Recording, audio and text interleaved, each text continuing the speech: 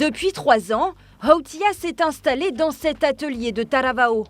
C'est ici qu'avec son mari, elle produit et vend ses créations made in Fénois. On fait des chips, c'est le principal de notre activité, mais également on a fait une gamme sèche, donc on a les fruits secs et on a également les poudres. Et dans les poudres, on a des farines et des épices. Ananas, papaye, coco, ourou ou encore corosol, la jeune entrepreneuse est toujours à la recherche de nouvelles saveurs.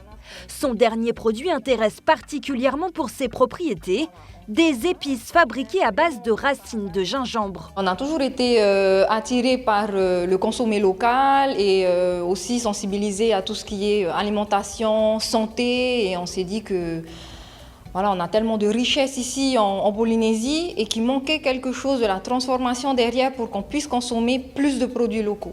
Alors ici, on se trouve dans le laboratoire où sont transformés les produits made in Fénois qu'utilise la société Taishan Tasty. Hautia a dû investir 25 millions de francs pour s'équiper. Il y a 3 grandes étapes dans la production. Donc il y a le parage, la découpe en gros des ananas, des taros, des ourous. Ensuite, on vient dans la cuisine à l'intérieur. Et ici, on fait la cuisson, donc on a la friteuse, le déshydrateur. Et la 3e salle, c'est pour la mise en sachet, donc c'est la salle de conditionnement. Principal outil de travail, le déshydrateur alimentaire.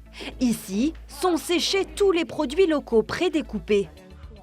On les place et ensuite on lance le séchage. Donc là, on en a pour 20 heures.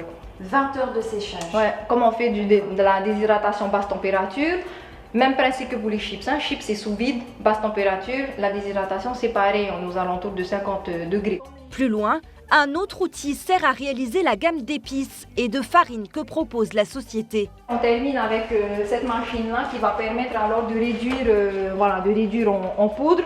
Et après, on récupère ici la farine, parce que là, ici, il y a un tamis qui est très très fin. Au total, comptez 48 heures pour fabriquer cette poudre de gingembre. D'autres nouveautés viendront bientôt s'ajouter à la gamme de produits de la jeune entrepreneuse.